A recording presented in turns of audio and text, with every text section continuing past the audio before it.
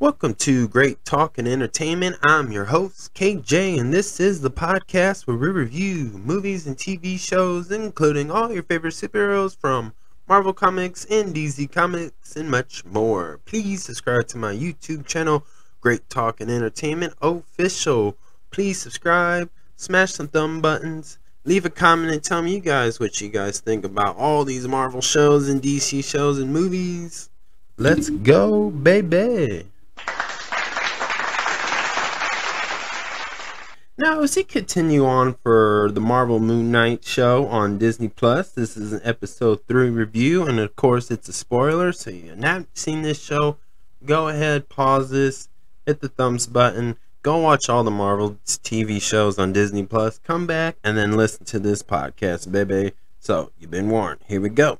Now, as we continue on episode 3, Moon Knight episode 3 starts off in a more fast pace with a lot of action packed, but even though we don't actually get to see the violence and the fighting, because as they like to do this psychological thriller with this Marvel character, you just gotta use your imagination, but it does make it very obvious how brutal the beatings are. I'm definitely enjoying this episode just for the fact that I believe this is, for me personally, I'm now rooting for Mark and Steven and Konshu, because this episode is revealing so much more and answering a lot of questions from the past episodes, and it makes me feel like how they're presenting this episode is we can kind of care more about Konshu, Mark, and Steven, and that even all know that they all three have their own agenda, and one or the other has a different opinion, how they want this to end. It's very fun, but even like with like Konshu, it makes us, at first, Konshu seemed kind of untouchable. He didn't really interact throughout the episodes. You only heard his voice or seen him appear when Steven was trying to do something that could mess up Mark's plan, and of course Konshu's plan. And obviously you see how Steven went from resisting to work with them. Now he's helping them because now he sees the bigger picture. And this is definitely a episode where I think Marvel fans and just fans who enjoy watching this show can really get a true understanding of how all three of these characters are, and maybe Khonshu's not that bad of a person, or an Egyptian god to be more particular, and I can see that they got many more surprises. And of course, just like how most of these episodes ends, there's always a cliffhangers with many possibilities. For example, during the fight scene in Egypt, a group of like thugs or flunkies that work for Arthur, or not work for him but follow him because he's like a cult leader, of course. It just seems like Mark's not into killing no more. He's not into it, and you could see that when he was about to like hurt this kid, instead of hurting the child to death, he just released his fist and just smacked him around. And then after that, you see that Mark will pass out. Steven woke up in a taxi cab, and he sees the same group of people.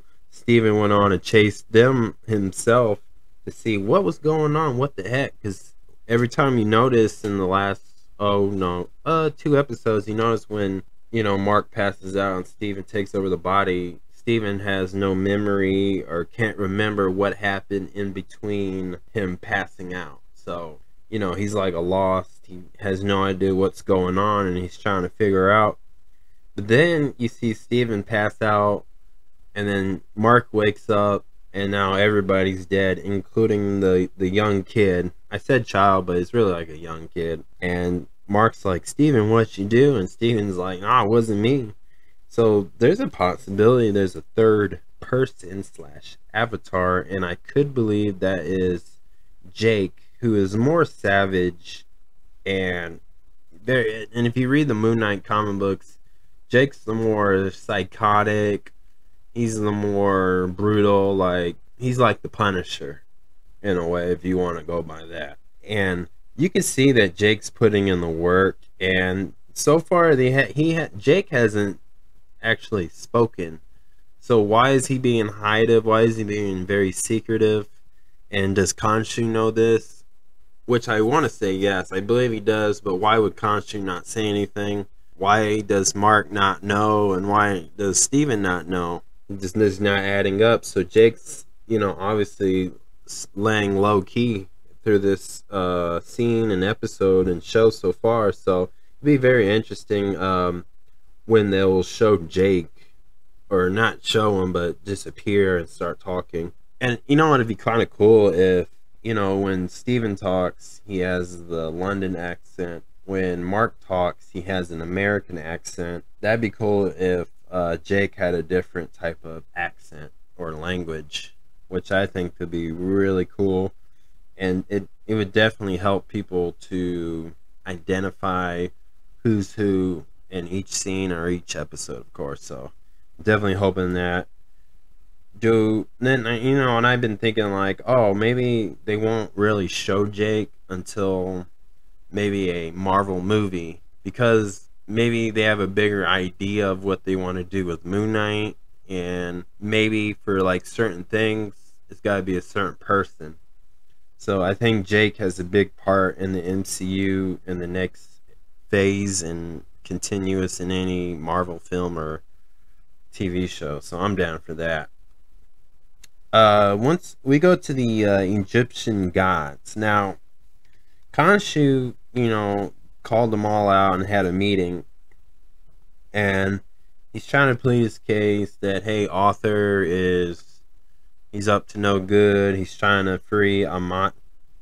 And nobody's believing him.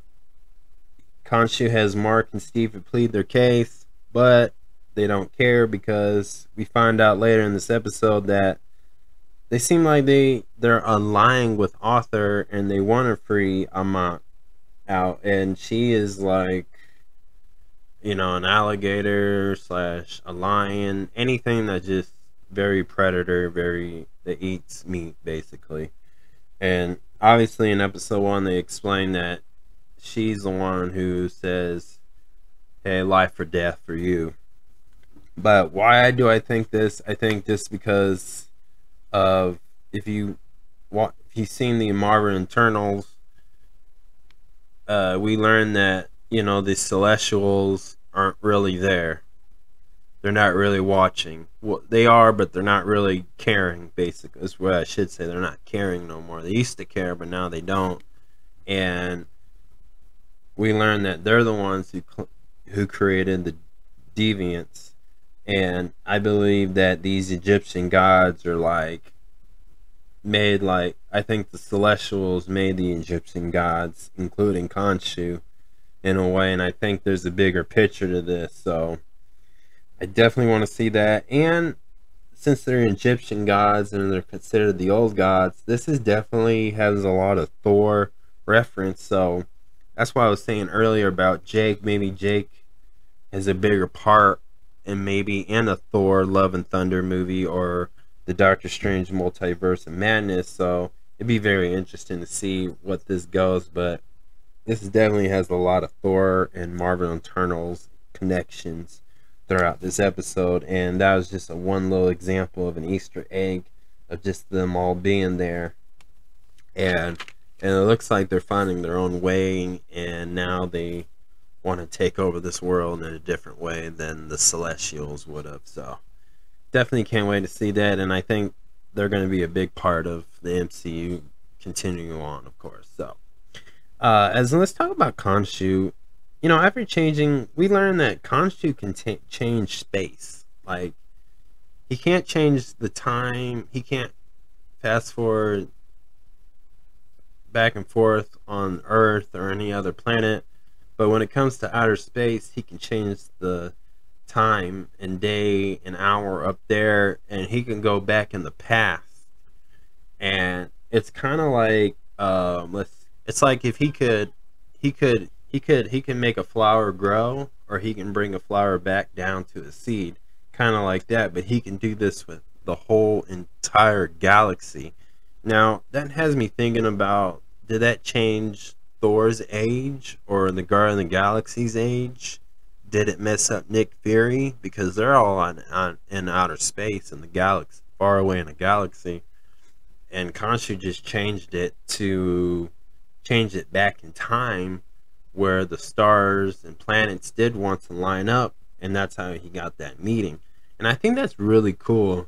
What I believe is, I think that's somewhat connected to the dark magic that we kind of learned that in Thor 2, The Dark World, and Wakanda with the or the Black Panther movie. Sorry, the Black Panther movie, which has all the vibranium, and obviously the vibranium came from outer space, and they use that for, it can turn into a flower. So I believe that comes to the dark magic in some way.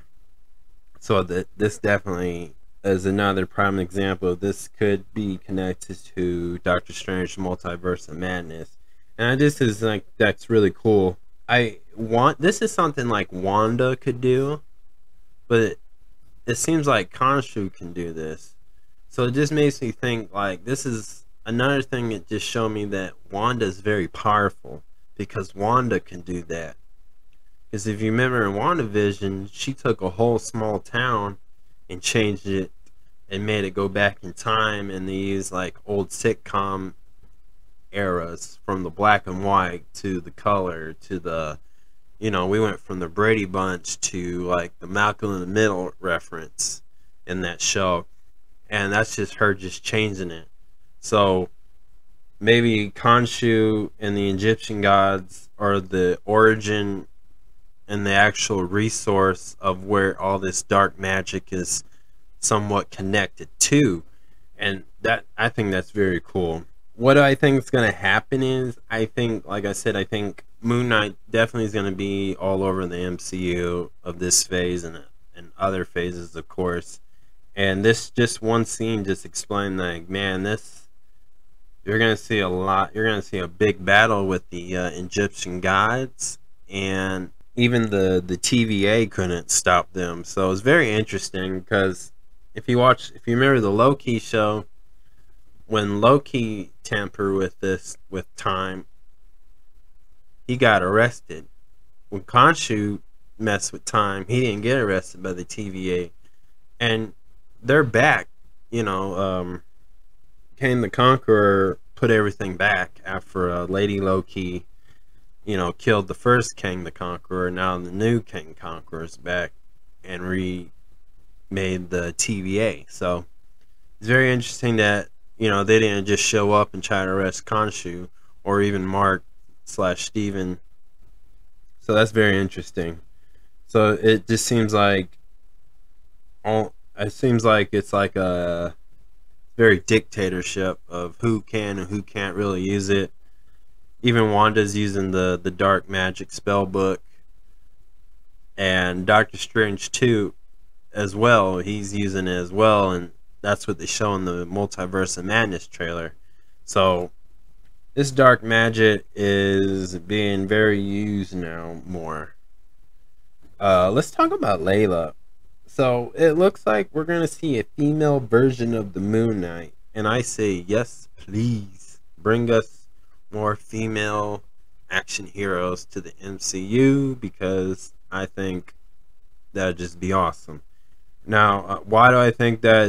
It's the obvious.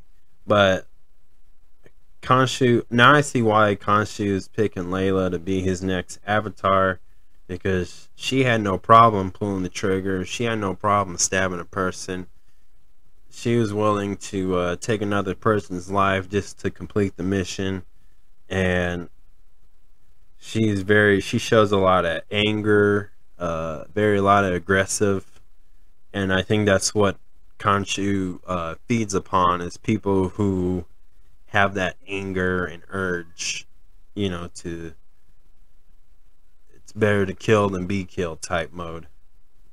So I can definitely see that with that. That's why I think Layla is going to be the next one. Do I think they're going to show her become the female Moon Knight? I would say yes, but if I had put a theory to it, my theory would be they would hold off on that, and I think in not Doctor Strange, not Thor. I would say the Wakanda Forever. I think that's when they would show Layla appear in that, and she would come the female version of Moon Knight. I can see that. That'd be a good. Just a small theory of mine that I would think they would go that route, just because this is definitely showing most of their power has the dark magic. And another thing I really like about this one is they're really showing more layers of Layla, and she's definitely has she has that merchants bleh. She has that very like secret agent thing. I still think that she's going to be part of the Secret Wars. I think she's going to be part of Sword in some way. And I definitely think she knows who Nick Fury is, or has a connection to Nick Fury in some way. So I definitely still believe on that. So and that's another thing, I can see her is showing up as the female version of Moon Knight in the Secret Wars, because she has that type of agenda. So I can see that. But I'm definitely loving this episode. I'm definitely loving this series. And the one thing I do like about this is the fact that even though Marvel Internals didn't get a good score, wasn't very liked, but they're making sure that hey, this is still canon. What they did is still important, and this is why these episodes on Moon Knight are like this. So I'm definitely liking this. What I think is going to happen next in episode 4, I want to believe that from the preview trailer, it looks like this could be all in Steven's head. Because like I said in episode 1 review, that Steven is still an untrustworthy narrator for the audience. If you're watching this show, he's not the narrator you want to trust, because what he's saying might not be real. And I think that Mark and Konshu are actually seeing the actual reality. I would say those two are the more trustworthy narrators, because they're seeing the actual thing and they're covering it up so Steven doesn't have to go through it. Because I think the whole concept is the less that Steven actually knows, the better it is to help them get through what they're trying to do.